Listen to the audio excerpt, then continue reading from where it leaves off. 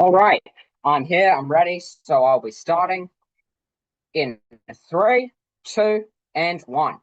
Today, Negative will sacrifice the well-being and safety of citizens and the stability of society, destroying El Salvador permanently. So a few questions in the setup. Firstly, what do these gangs look like? This is like gangs that are controlling neighborhoods. They're exploiting businesses. They're extremely violent and they destroy order and stability in the name of their own personal goals, which aren't beneficial for society. We would categorize the crackdown as a necessary and emergency response. And note here that the government must solve the gang violence problem. So the counterfactual looks like relying on foreign help after the country has already been destroyed by these gangs. Okay, 2 points I'm going to give you today. Firstly, on why we get more safety and order in society, and secondly, on why we get more long-term benefits for the country as a whole. So, why do we get more safety and order? This point will prove that we are the side who sees the most stability in society and the least crime. Now, a couple of reasons we give you. Firstly, on why this is important. We value the metric of safety most because this both ensures people can lead lives with a high well-being and happiness. This looks like a mother being able to walk to the grocery store without being brutally attacked and robbed by a gang. No, it is important that the government does this because we trade off our right to freedom to the government in exchange for safety and the guarantee of order enforcement and well-being in society. So then, this government has an obligation to achieve safety in society.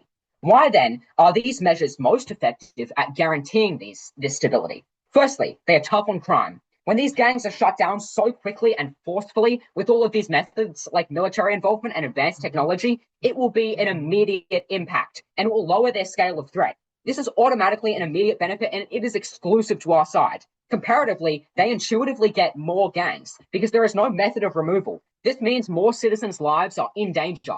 Additionally, the tough prison sentences here ensure that these gangs are locked up longer, making their punishment more severe. Also, comparatively on side neg, we're going to see more criminals being in and out of prison because the prison sentences are very short and not very severe. This means there's no real consequence or punishment to being in a gang and committing these gang crimes. And therefore, these gangs are going to continue to operate and prison isn't going to act as a real threat and there's going to be no real consequence.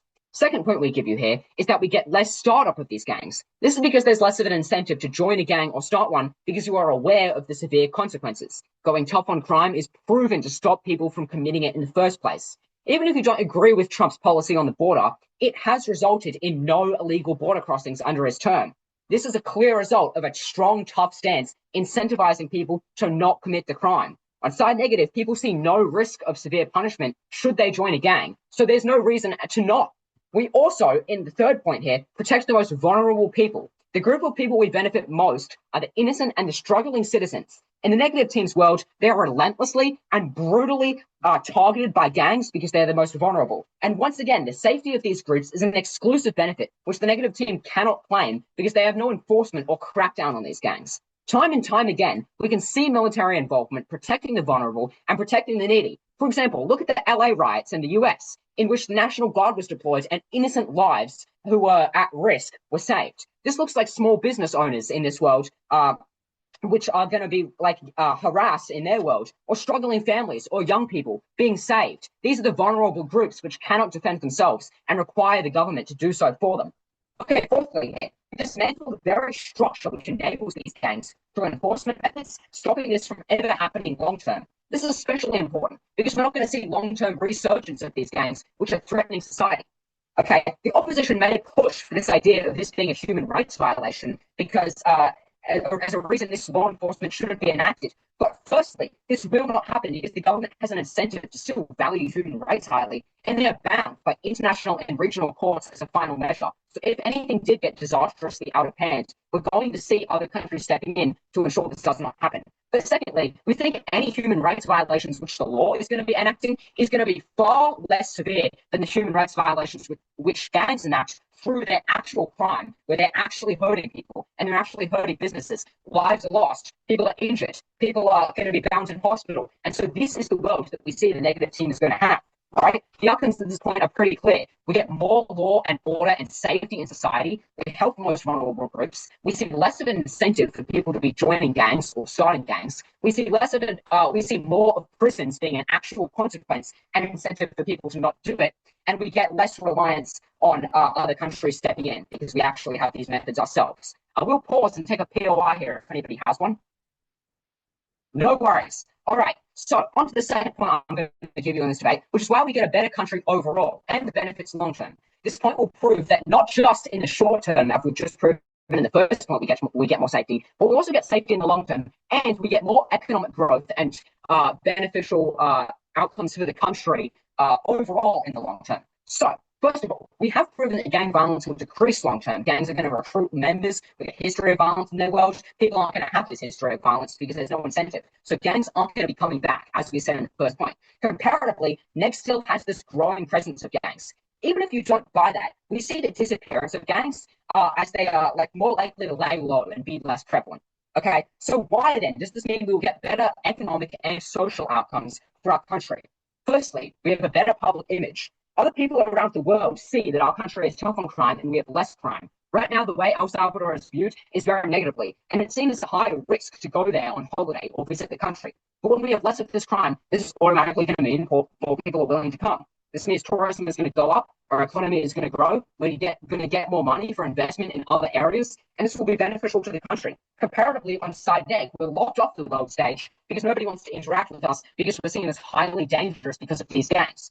And also, we increase the likelihood on their side of being exploited by larger countries like the US because we have no capital or resources or industry or anything to fight back against this or to prohibit this. We're easily exploited because we're a very weak country with all of this crime and a small economy.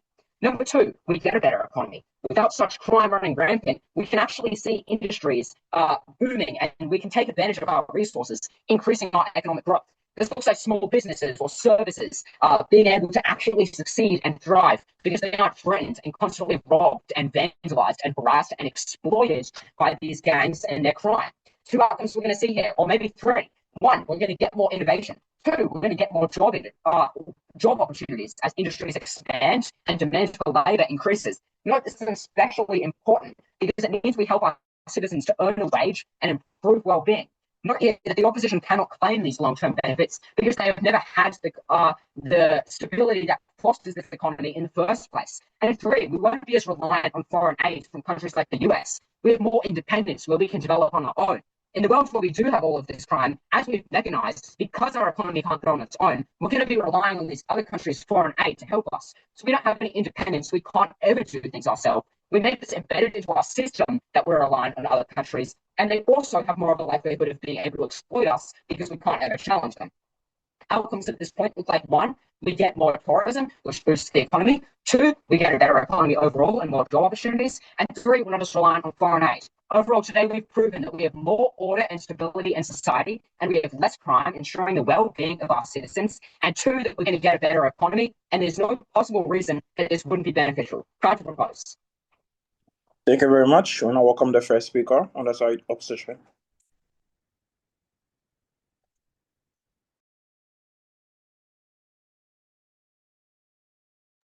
Let me just start off my speech by rebutting to some of the points that the opposition has spoken.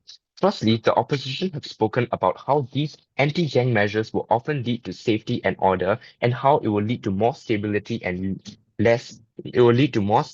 as well as more safety. However, when we think about the fact that these gang members are being concentrated in these prisons, where we are talking about large population of gang members being put in one prison, it will often lead to more violence because we are going to see violence in prisons, and there are also going to be people who may have committed minor crimes that may be sent to these prisons, and they may be surrounded by these dangerous criminals, which will make them vulnerable, and it will also cause them to be influenced by these gang criminals. Secondly, they have also talked about how this policy is effective and that it is able to result in immediate benefits, which also shows that their policies are only able to provide a short-term benefit, and that there is trade-off via proper investigation or proper arrest. Long-term is also more beneficial because it reduces fear of the government. It reduces oppression in that the government is not authoritarian in infringing rights, and it also ensures that the justice system in El Salvador is not being exploited by the elites, is not being exploited by those that have a lot of power. There is no abuse to ensure that there is no abuse of power. So we are going to be seeing all these problems through their policies because there is very little time in order to be able to really review these policies, in order to be able to define these policies, whether they are effective or not. Moreover, they have also mentioned about Donald Trump's strong border policies and that it is able to stop illegal immigrants. But we also have to acknowledge that his policies also result in ICE detaining legal immigrants, and it also results in ICE detaining people that are not illegal immigrants, and that those that have not broken the law. So it shows that there is an abuse of power by authorities. It shows that they have um it shows that they often try to come up with an agenda just for them to be able to abuse it and to be able to for them to use it wrongly.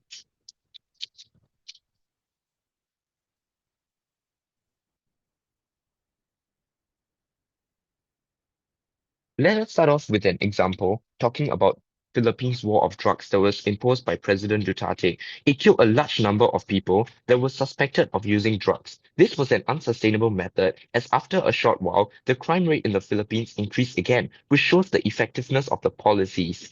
It shows that these policies are only effective in the short term, and it also led to citizens being unlawfully accused, where police abused their power and they often arrested people that they do not like, even though those people were innocent.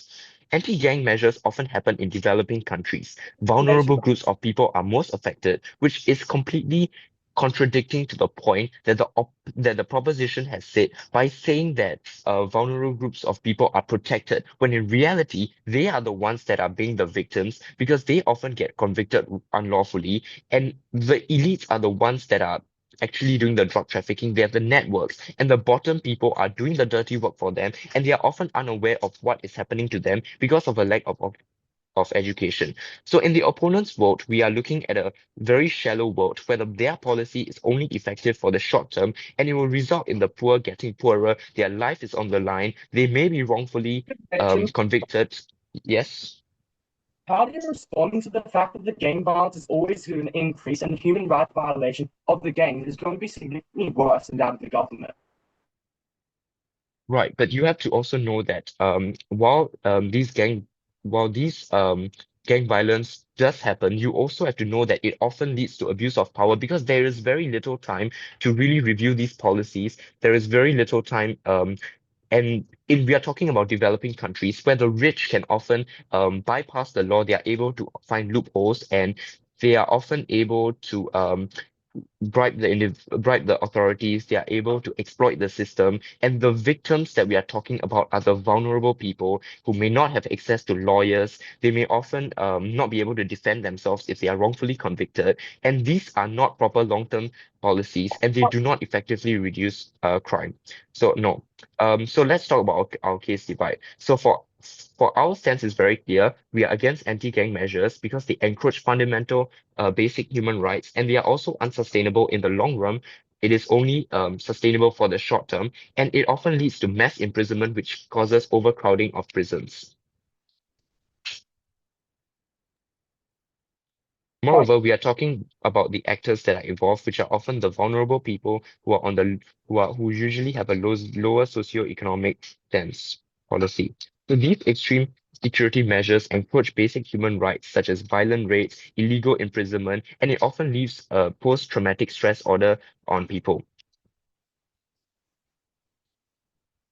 In in the opposition's world, they often talk about how these are very effective, but Point. often it just results in basic human rights being violated because people are wrongfully convicted. There is no proper law being set up, and it also targets vulnerable people like minors, kids, civilians who often have to witness the trauma of seeing these violence in prisons, and it is strongly ineffective in the long run. In addition to that, it is strongly ineffective in the long run because there is a lack of proper judicial process before imprisonment. There is abuse of power from the police, and people will often fear for their safety that they may get detained by the authorities if they are not liked by the authorities, because there is no proper mechanism to ensure that people that are being arrested are truly convicted of crimes. This often sends a message that the government does not need proper laws and justice system, which will also result in the government that they are able to abuse their power, and they will be able to they'll be able to see that they have a lot of power, so they may abuse the power that they have by implementing unlawful acts as well. So in the propositions world, so these violent measures often have a short-term effect. It just gives rights to the military and the police to detain and arrest people based on their appearance rather than actual evidence. So we are talking Okay. about evidence like, yes? If this system doesn't work in reducing crime, then what would? We are talking about long-term policies that will help to work. So we are talking about education, about sending these gang members to rehabilitation centers, as well as trying to come up with proper policies where people that are actually where people we are talking about proper policies where we invest money in building more prisons to ensure the proper rule of law takes place, to ensure that proper trials are being done by judges in courts, and that there is no way to bypass the law. Because the problem that we are having right now is with our law is that people are just going to take loopholes because these countries are very corrupt. So the elites will often bypass them. So we are talking about proper long-term policies, and people are being arrested based on evidence like tattoos, and this often creates a fear, and it results in people having unfair stereotypes against other people. So because of that, I've never been more proud to defend.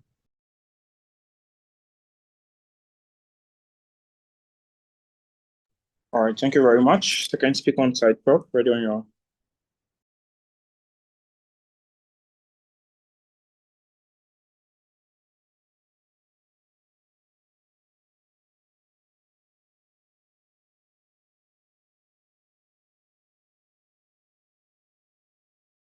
No.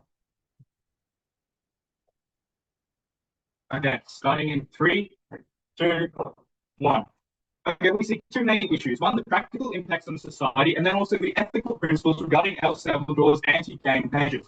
One, we weigh the practical impacts far more highly than any ethical principles, as the practical impacts are what is actually going to achieve change in El Salvador. And so far, the opposition hasn't really presented any actual method of reducing this anti-gang, the gang crimes. And I'll go into this further on. So gang members, they discuss how gang members will be concentrated in prison and how this concentration will foster violence within the prison, and thus those with minor crimes will then be punished and be thrown in with all these gangs. Now, one, tolerance for minor crimes will increase significantly if there's a major crackdown on gangs, because one, the prisons will be filled with all these gang members, and two, it's far less serious than the actual gangs that are going on, and three, even if they are going to be grouped in and they're still going to have less tolerance for minor crimes, then just separate the two groups, and thus we won't have any issues in prison. Again, this is a minority. It's not going to refer to all of society, or really going to throw a bathwater. No, thank you. They talk about how the justice system will be taken advantage of and how the government will be exploitative and authoritarian. However, the government has no incentive to exploit the society and normal people. They have incentive to reduce gang crime. And my first speaker explained those to them more. No, thank you. And the justice system is already failing. You can't go and bring all these violent individuals into court because they will just respond with more violence. That's why diplomatic measures are not currently working in El Salvador. Even if some individuals are roped in as collateral, as in these false convictions that they keep bringing up, we'll be charitable and suggest that this could indeed happen. However, we view this as a necessary consequence in order to actually prevent the major issue of gang crime in El Salvador. Again, they didn't really have a direct response to POI in their speech. They've put out a lot of assertions. They're talking about how of information. No, thank you. Under their side, this will happen, and this will happen, and they keep proving all these holes in our case, but they don't actually provide a solution under their side. So as far as we're concerned, the only solution to the gang crime is our method. And that essentially means, regarding their points, they have not proven a method to reduce gang violence, only criticised ours. And as far as we're concerned, our method is the only successful way to reduce this gang crime, and thus our house wins. Point of information. Sure. On our side, we've talked about education and proper regulation of these gang authorities by the government. Why do you say that doesn't work on our side? I'm going to discuss this later on. One that was brought up towards the end of the speech. Most of your solution was long-term policy. And again, these people face violence. They talk in violence. They have malicious intent. Education is not going to fix the current gangs.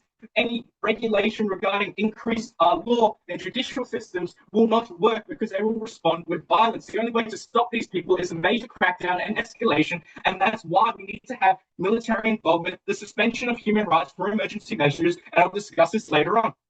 So they bring up issues about how minorities might receive negative impacts. Well, what about the rest of society? We care about society as a whole. The gangs will always be worse than the government. And again, international courts keep governments in check. So no matter what the government tries to do, well, then the international court, they're all subjected to international courts, they're all subjected to United Nations. If they start doing extreme things, if they start doing terrible things to their society, which one, they have no incentive to do, they will lose international favour, which is, again, not what any logical government would want to do. They would, again, want support from other countries as well. So we don't see any intentional exploitation actually occurring. And again, regarding the education and rehabilitation and prison construction and better role of law, it's not working. We have seen this. It's not working to prevent the gangs. And indeed, when these anti-gang laws were finally introduced and this escalation was introduced, we finally saw this gang crime reduced, as it's the only solution. And they haven't provided any other solution. Long-term policy is not a solution. They needed to step us through. It's just an assertion. Again, regarding the foreign aid, even if they think foreign aid could be a solution, there's not really too much incentive for the US to be involved, or any nation, so any foreign aid would indeed be minimal, and El Salvador would likely have to resolve the problem themselves, which I will again prove can only be resolved through mass escalation. The reason why we see the US supporting Middle Eastern issues and have involvement in Venezuela is for their natural resources. These nations have an abundance of oil. El Salvador does not. El Salvador will have to solve this issue themselves. They may receive some minimal help, but the only way to fix this is an escalation, an actual crackdown, in order to respond to the gang violence.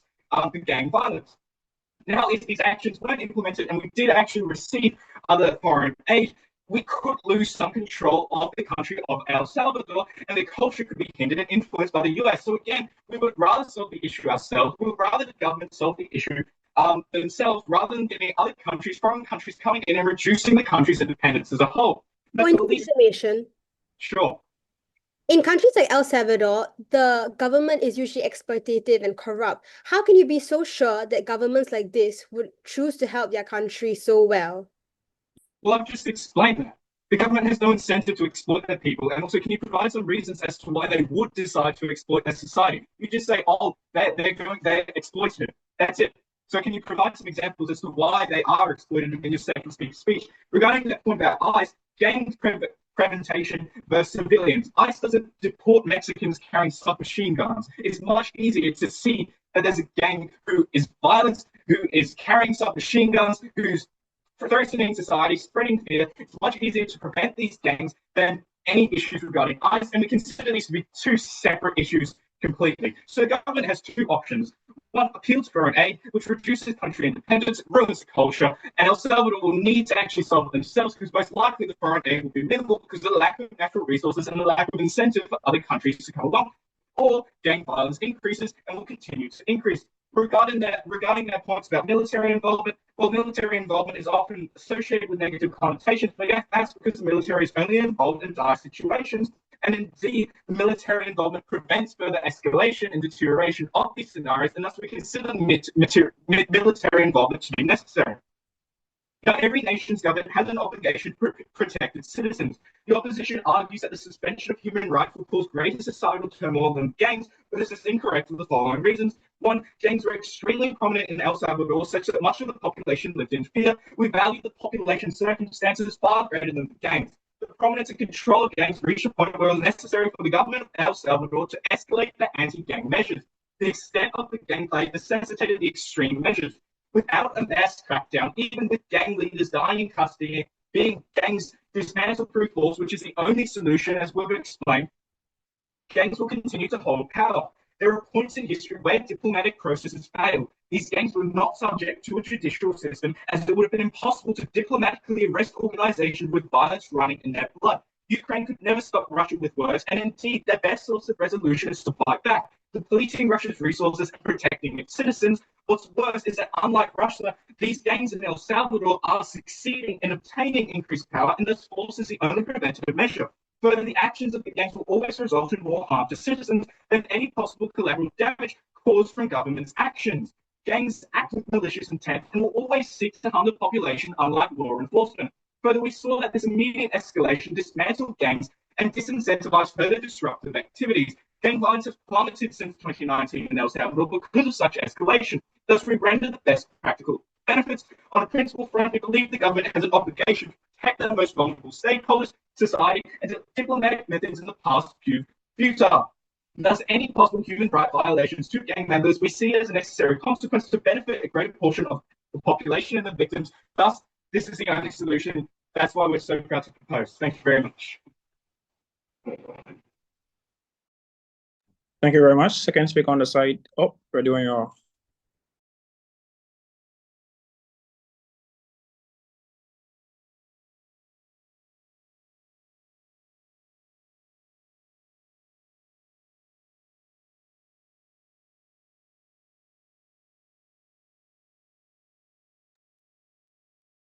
Hi, my name is David, and I would like to accept POIs verbally.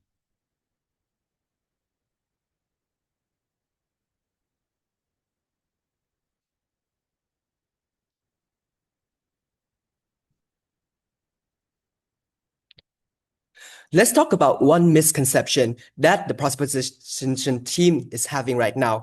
You said that we as opposition team are not giving any policies or any measures to actually take down and crack down this gang violence. However, this is not true, as we already proposed that we're still having regulations and actually policies. We're still going to impose investigations and go through an actual proper traditional process to actually reduce the gang numbers before retaining them. Just that we follow the things more clearly because we want to account for the civilians and also for the long-term benefits in the long run. Next up, I would like to address some of the points brought up by the proposition that I would like to rebut. Firstly, it's about your claim on your first sub about the mass imprisonment and the public grace of the army or the police will actually lead to more safety and order. And you talked about if we don't do anything, which is not true, we actually have policies and implementations to actually prosecute and arrest these people. It's just that we follow through a traditional process. If that doesn't go through, then it will send a message that people will not be scared because there's no reinforcement, and hence why not join gang? This is a wrong line of logic because not every person, if they don't see any regulations, which we do have, will actually join gang. Most of our people, the majority of every country, including El Salvador, are still the civilians. They're still normal and kind people. They still want to work and do labor to actually get through the resources, not just no things.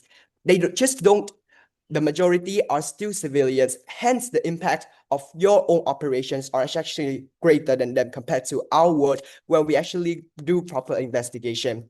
Next up is one point that you brought about actually having this kind of military force come in, which actually leads to more economic outcomes. Yes. So you talk about a normal, kind person. If you were a normal, kind person and your family was under threat from a rival gang, would you join a gang to fight against the rival gang? Of course, no, because gang is already a really big problem and it's all about using and resorting to violence. So of course, if you are kind people, you definitely don't want to join gangs.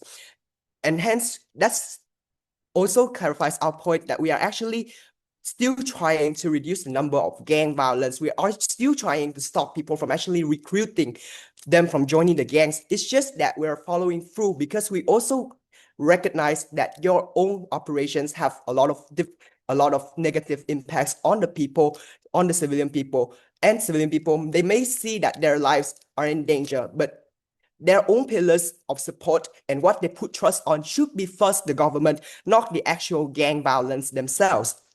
Next, let's go back to our rebuttal on your second sub. You said that having these operations will lead to more economic outcomes because countries see that you are actually safer and will actually put in more investment. We would like to argue that this is actually wrong when this actually leads to even fewer economic benefits, which deteriorate your country's economy, like in El Salvador. When the police actually abuses the power, there's unease and violence seen on every place, every street. They're going into the houses, they're taking people away without any reasonings. This leads to people, normal civilians, who may see their parents. What if a kid or one of the mothers see that her husband or her brother, her sister are getting detained and taken away? What will they think? Will be scared about the police, the people who are actually supposed to keep them safe, and hence they will not trust in the government anymore. This will lead to actually more political instability because people may actually feel less trust in the government. They may actually stand up, protest, and try to stand up against the government, which even leads to civil unrest. So hence, what does civil unrest mean, and why does it bring so many negative impacts? Is that no stakeholder would want to join to do business in a country where the people itself are in fear of their own government. There will hence be no investment from foreign sectors, and hence, additionally, when you are doing all of these operations, you're sending more police and more weapons to the streets, then the public budget and the resources which are meant to be used for economic development or in other aspects will actually be taken away. This will actually lead to economic stagnation because you don't have enough budgets to actually focus on other aspects of the economy, and hence it will lead to fewer companies being open, fewer job opportunities, and hence people will be earning less. They cannot cover the expenses, especially in countries with really low with really low GDP, like in El Salvador. Hence, people cannot meet their standard of living, or even more, they will even get into more poverty. Compared with this, when they are living in constant fear of their own government, it will actually make the country even poorer and will stagnate the whole economy. One example is that the drug war on the Philippines by the Prime Minister Duterte actually cost more than about $3 billion per year. It is due to reduced productivity because first, people are scared of their own government. They don't have anything in mind to actually work anymore. And next is also because of economic disruption, as fewer tourists are actually coming to Philippines because they are really scared of the police and all of the military raids that were happening in the country. And hence, the foreign investments also fell really sharply. This brings us to one of the third substantive that we really want to bring up. Our third substantive is that the mass imprisonment and detain without proper prosecution processes by the opposition's team actually will lead to greater effects. No thanks. Will lead to more effects of overcrowding of prisons, which will actually overwhelm the public facilities. And propositions were that indiscriminating mass imprisonment will actually lead to the overcrowding of prisons, especially in the countries like El Salvador, where there are already so many crimes and many prisoners being detained in prisons. So hence it overwhelms the public facilities because why? Because more rooms, more cells has to be taken in a short time, and when you guys don't actually build any more cells or prisons, no thanks. And then more wardens and officers also need to be employed, which takes a large proportion of the national budget and the national resources itself. It reduces the fund on other social services, for example, healthcare and education and other important aspects. This actually directly affects the people's quality of life. And when many violent gang members are coming together without any proper prosecution, what leads to? It leads to higher tendency of violence, chaos, and disorders, which in the prison itself, which leads to distress because you are indiscriminatingly taking in prisoners who are mainly also minors and people who are not guilty. So what will they feel when they are wrongfully detained and see this kind of violence? It will lead to deep psychological trauma that are actually irreversible, and prisoners may even try to escape, which leads to civilians to actually live with unease as they fear for their own safety. Hence, it will erode the trust in the government and cause causes even greater political stability. While on our side, when we're implementing a gradual policy, we actually improve, we build more prisons, and the correct people are detained, and more officers are actually employed. It's actually prisons are going to be more well managed. Normal people are going to be rest assured about their safety. They place more trust in the government, and this will lead to more political stability, which when the people actually support the government, that's ultimately the aim that the government actually wants. And hence, I've never been more prouder to oppose. Thank you. Thank you very much. Let's speak on the side, Prof. Ready when you are.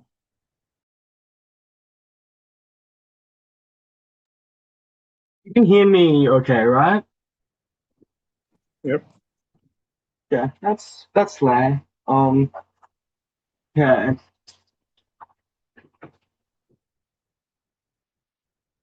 I'll be starting my speech in 3, 2, 1. It was really interesting that the opposition has spent their whole time, like basically all of their speeches, talking about how police are going to violate human rights, how they're going to kill innocent people, how they're going to do this and they're going to do that. And the funny thing is, they have provided no mechanisms as to why this is worse than the counterfactual. They provided no mechanism why actually being detained by police is better than being tortured by gang members for not paying for the protection fee. They provided no mechanisms as to why some person who is wearing gang tattoos on the street is going to be a more vulnerable stakeholder than an innocent shop owner who has literally done nothing wrong other than not being able to afford the gang protection fees for this month. Proud to propose. Anyway, two main issues here. Firstly, on practical impacts, and secondly, on whether the human rights violations are worse on our side or their side. Firstly, on practical impacts. We've told you a few things here. Firstly, we've told you about the safety. So they've had two main responses to this point. Firstly, they said that prison is going to lead to violence and this is going to expand the gangs. And secondly, they told you about the human rights violation from the government that's going to make people feel unsafe. So firstly, on the prison leading to violence then. Note that gangs would be in high security, petty criminals would be in low security prisons. That's how prisons work. And basically, that means the gangs are going to be largely together, which means the outcomes are going to be similar. If anything, the gangs will be having conflicts in the prison, but basically, we don't really see that this is going to be actually too much worse than the status quo, where they're having conflicts on the streets with civilian casualties. And also the prisons are literally symmetric. We just left them out later on the outside. So at least we are able to keep the people who do develop violent tendencies in prison away from the outside world for a little bit longer. Secondly, on the human rights violations of the government, even if there's not due process, I think it's decently fair to say that in the majority of the cases, the suspicious people who are detained without due process are generally going to be gang members. The police aren't just going to go detain some kid playing soccer outside. They're going to detain a tattooed guy loitering outside of the store. They're going to detain somebody for possibly reaching into their pocket and pulling out something that looks sort of like a gun. They're going to detain suspicious behavior that is going to be more likely to be actually dodgy than what is actually going to be happening in the counterfactual. They just largely failed to be comparative here, and I've pinged them quite a few times. But basically, no, thank you. I'll take you in a bit. It's always just going to be worse when it's an innocent shop owner who actually hasn't done anything, who hasn't even put on tattoos that look like gang tattoos and somewhat actually consented to the risk. They have done nothing to consent to this risk, and they are just getting detained. They're just getting tortured to a worse extent than would happen to the suspicious person in the status quo, in the counterfactual. And basically, it's just generally going to be worse. They're more vulnerable and they're more severely impacted. I'll take you now. I would like to ask whether you think that for gang violence, usually the people whom those gang crews want to attack more are the other gang violence, or actually they want to attack the civilians more? They have an incentive to attack other gangs, and this leads to collateral damage, as we see. But secondly, they also have an incentive to attack civilians because they want the civilians to pay them protection fees. That's how gangs work. Yeah. That's pretty much how gangs work. They attack everyone. And also they attack police. They just generally indiscriminately attack, while the police at least try to discriminate somewhat. So we've told you two more things. Firstly, there's going to be less long-term violence as the gangs are likely to start. There was no response from opposition, I think, directly. And so therefore, this point still stands. Therefore, we do get better long-term elimination of gang violence. Secondly, we told you about international crackdown. So, basically we told you that basically the countries around it is going to be international crackdown, kind of goes under that previous point. There was no response from opposition. So, and we sort of lastly told you about the economic benefits from this. For example, tourism. What have they responded to this with? They just said the police violence on the streets is going to be scary. We tell you three things. Firstly, it's not permanent. The police violence will stop as soon as the gangs stop. And as the gang violence has been decreasing, and the opposition can't dispute that, that means that eventually the police violence will stop. The gang violence is never going to stop. Secondly, the government needs a justification to actually do this. They are just going to go and detain everybody in sight. They are going to go and threaten everybody in sight for protection money, because that's not what the government does. Even if they are corrupt, they just simply aren't going to be able to do that because of the more accountability the government has. And I will elaborate on this later. Thirdly, no thank you. We have said down the bench that the gangs are just going to be worse in pretty much everything. So we told you another thing about exploitation. From foreign countries, they've told you nothing. Well, okay. Now on the example of the Philippines, I think largely this is going to be symmetric. People fearing the police versus fearing gangs. People are always going to fear gangs more than the police. I think we've justified this pretty well. So what else have they said under this issue? They said that their model is just going to be rehabilitation and education. The thing is, what we are seeing now are emergency measures. This means that they've tried all the normal stuff. It's failed. We've told you down the bench that things like rehab and education are not going to work on hardened gang members living in a violent area, right? That's just simply not going to be sufficient. Secondly, they told you the government is corrupt.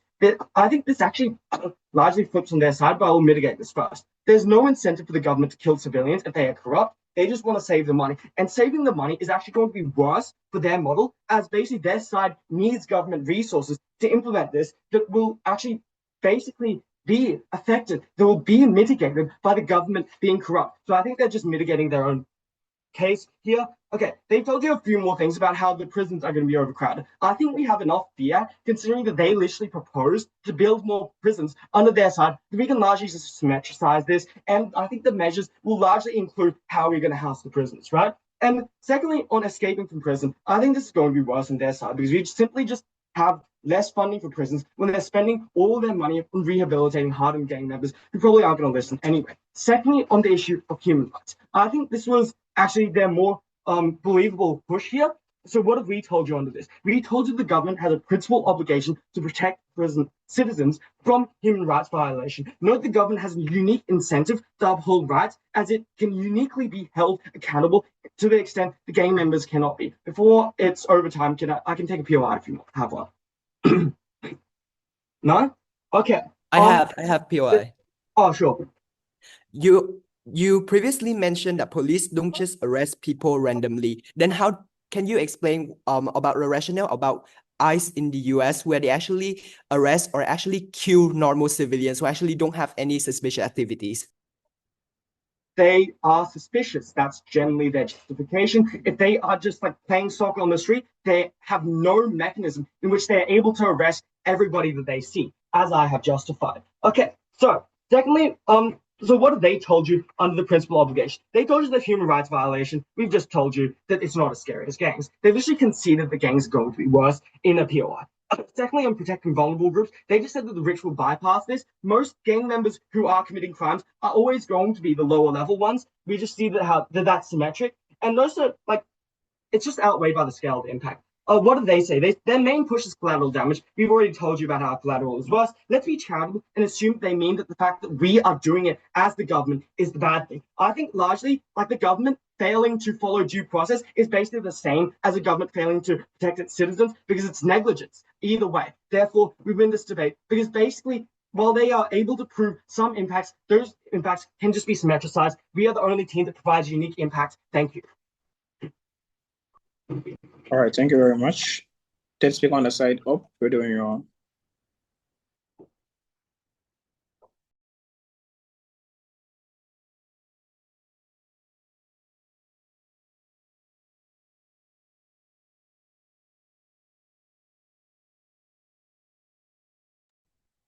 Hi. Sorry. Hi, am I audible? yes, sure.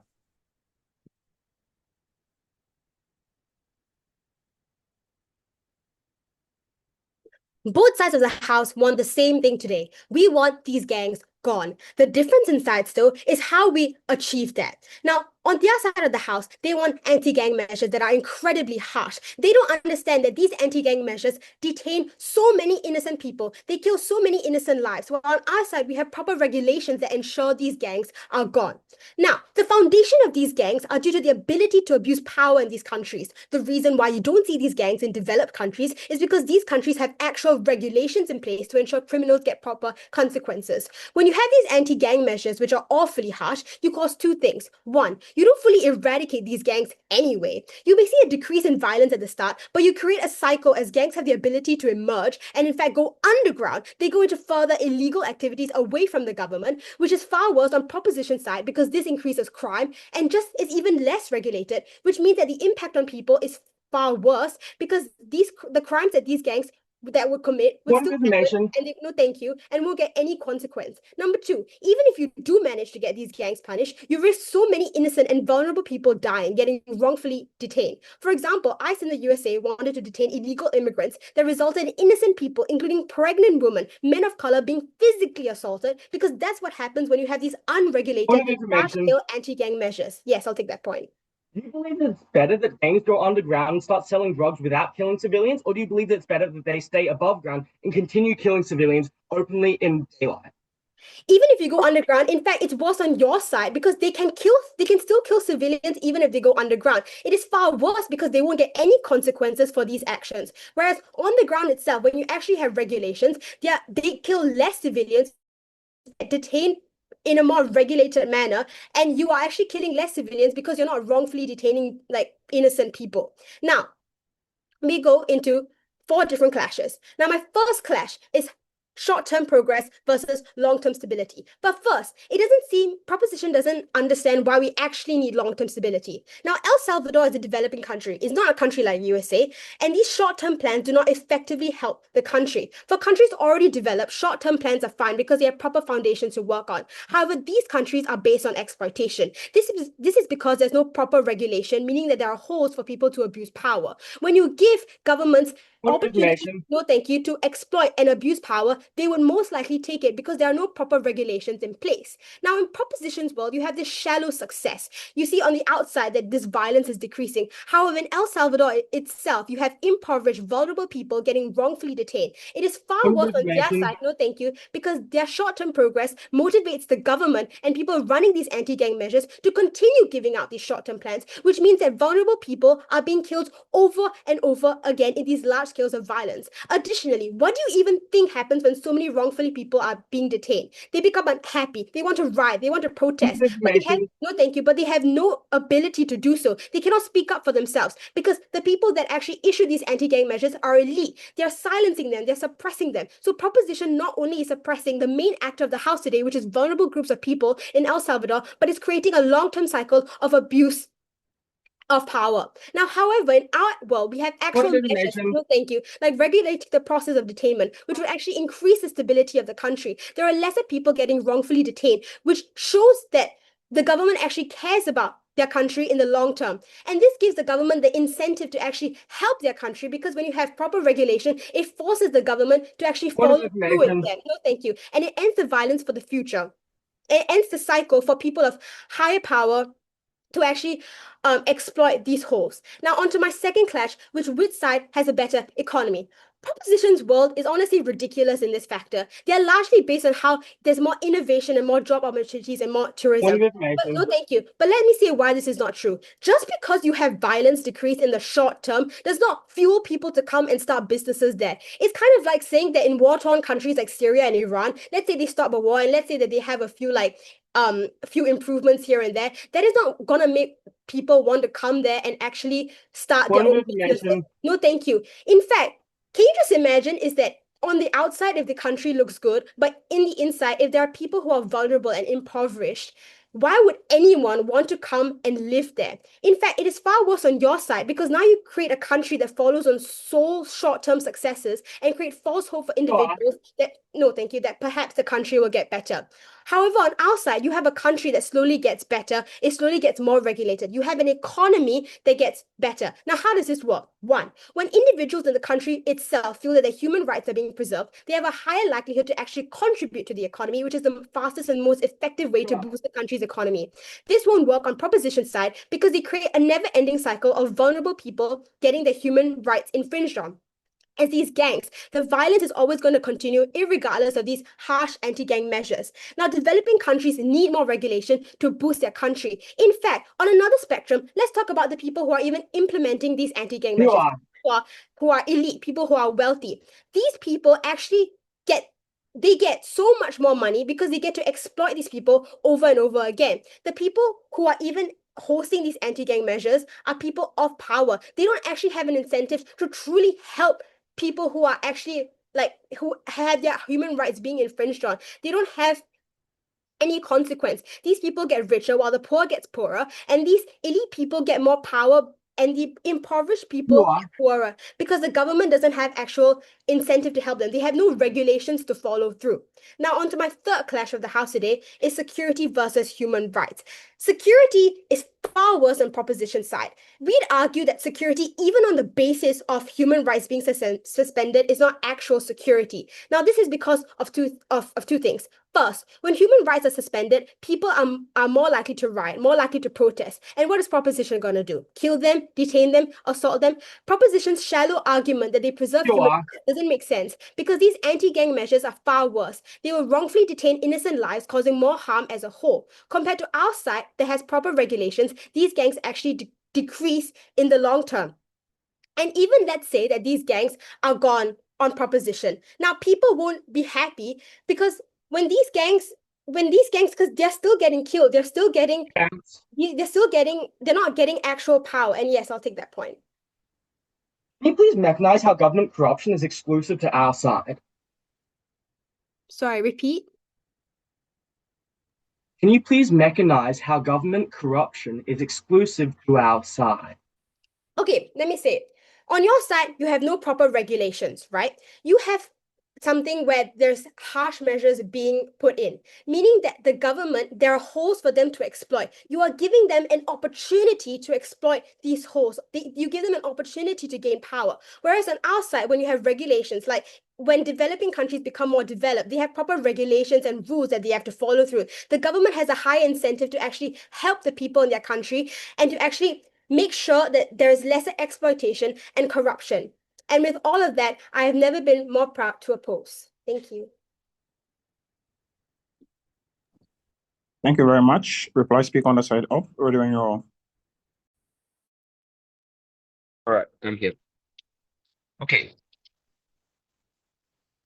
First and foremost, we would just like to say that the proposition has completely misunderstood our message. The proposition is claiming as if we are going to be letting these gang members roam around the streets freely when we are talking about a series of long-term policies that will help to be able to mitigate crime through education as well as investing more such that it prevents the overcrowding of prisons. We are strongly opposing to El Salvador's anti-gang policies because they are too sudden, things are happening too suddenly, and a large number of people are being detained at the same time, which can often lead to the overwhelming of the law in the country, and it often leads to dangerous situations where prisons are overcrowded. We are talking about a situation, a collective disaster for the country where there are too many prisoners in the prison, and it can often lead to them escaping from prisons, which will make people more unsafe. It will create tension in the society, and we are trying to introduce a long-term policy such that they will be able to mitigate that. Moreover, the proposition has also completely dropped about the fact that human right violations are rampant in El Salvador. They've completely said that human rights are unimportant or that human rights can be sacrificed for safety, but we are talking about a situation where human rights is safety. When people have human rights, they feel safe, and when people do not have human rights, they often feel unsafe because they feel that their rights are being infringed, and proposition has completely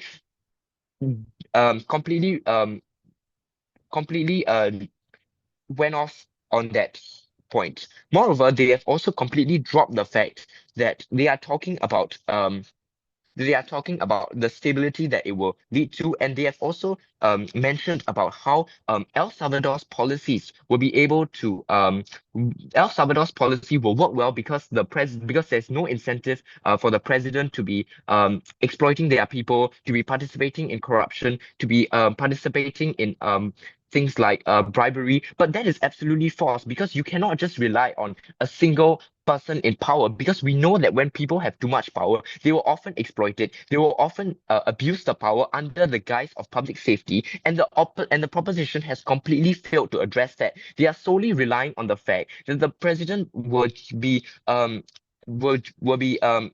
the power without saying why they'll be following the power, what will be in check, and what will happen to them if they do not follow the power. Moreover, they have also talked about how the international community will interfere in El Salvador's policies if they believe that the El Salvador government is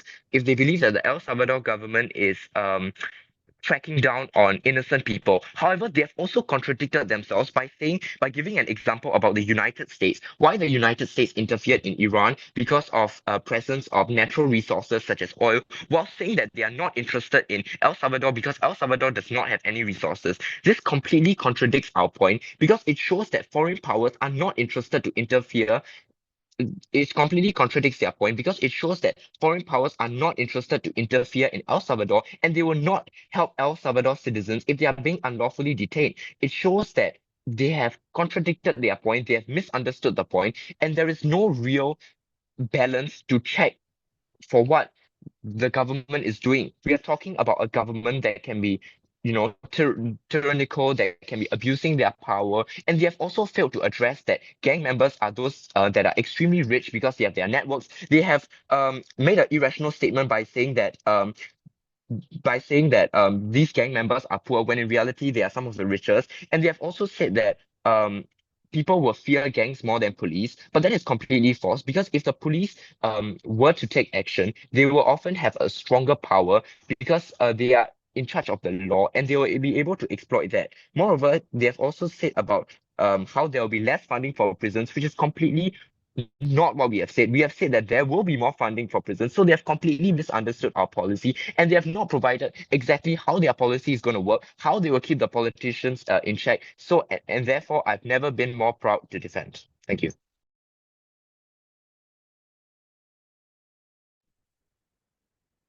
Thank you very much. We now welcome the reply speaker on the side. Go. All right, I will be starting in 3, 2, 1. The opposition fails to do the one thing the government should do: keep the public safe and keep public order. Their case relied on this idea that the government will abuse humans more than the evil, violent gangs. And no, throughout this entire debate, they were very uncomparative, and they didn't mechanize at all. 2 issues I saw. Firstly, on why we get better order and stability, and secondly, on the human rights issue. Firstly, on why we get more order and stability and reduction in crime. We told you clearly down the bench that this crackdown will fundamentally get less gang violence by putting gang members in prison, taking them off the streets. To this, they say there will be still violence in prison. To this, we say, 1, there will still be a tough enough crackdown on violence in prison, because that's what prison is. 2, even if there was violence in prison, this is comparatively better than the violence happening on the streets against innocent civilians. And 3, being in prison in itself is enough punishment and incentive to not commit crime, because if the opposition is unaware, prison is very unpleasant, boring, strict, and mind-numbing. But no, they still don't directly deny that shutting down gangs means less crime. Now, we weigh less crime higher than anything else in this debate, because it is the largest in scale and severity, and especially impacts innocent civilians like small business owners. Regarding minorities like small business owners or like impoverished people, they say they will be innocently convicted. We say, 1, it's very easy to identify if someone is in a gang because they will be committing crime. 2, they say the government will just arrest anyone with a funny tattoo, but don't mechanize why this will happen. And we can clearly say the government will have an incentive to not be making too many false convictions, because this defeats the purpose of cracking down on gangs, which is to keep innocent people safe. All right, so we can clearly say we get the most reduction in gang crime. So how do they claim that crime will be less on their side? They say they will have long-term policy, but they never really specify what this policy is. And then they say they will educate people. But we clearly tell you at second and third that someone who is in a gang and robbing businesses and shooting people daily probably won't respond to whatever education might mean. Then, finally, they briefly say they will rehabilitate criminals once and never mechanize this further. But we told you at second and third that this will be slow, inefficient, and does little to actually help citizens. So ultimately, on the metric of public order, we clearly win this. And we wear this higher than all else in this debate, as this is the government's job to keep public order and safety. Also note, we told you at second and first that gangs mostly attack civilians and small businesses, as this is how they get money and enforce dominance. Also, side neg fails to keep the public safe. Also, I think there was some illegal new material brought up at third, but in response to that idea about illegal activity going underground, we can just say, apply the same thing to murder. Why would we not ban murder? It still happens when it's illegal. It's because we get less of it, and it's about having standards in society. Also note, we gave you an entire point about how we help the economy long-term and don't rely on foreign aid. Their only response to this is that people are scared of police, but we say it's the opposite. People don't start small businesses because they're scared of gangs. But when gangs are less, they're going to be more likely to do it. And we wear this very highly because we want long-term economic prosperity for our country. The second issue we saw is human rights. So they tell you the government will abuse their power. We say, one, the government has an obligation to do what's right, and we mechanize this down the bench. And two, the reason that there would be human rights abuse would be negligence, which happens far more on their side because their government neglects helping the population at all. They also talk about elites getting away with this stuff, but this is symmetric, as elites will always have power. We just use it for good. And also, if elites really were corrupt, they would want such a good economy so they can benefit off it. Okay, they're one example in this debate compared to our many examples, including the success of military involvement in LA riots and border crossing statistics, is that ICE abuses their power and they bring up 2 single incidents of killings. Well, this is 2 single incidents, and we weigh saving the whole population from gang abuse far higher than a few incidents. This is a mistake they make throughout the entire case, is that even though we proved why these few incidents won't happen at all, it doesn't matter if they do, because the benefits are far higher, as we've proved throughout the entire debate. Very proud to propose.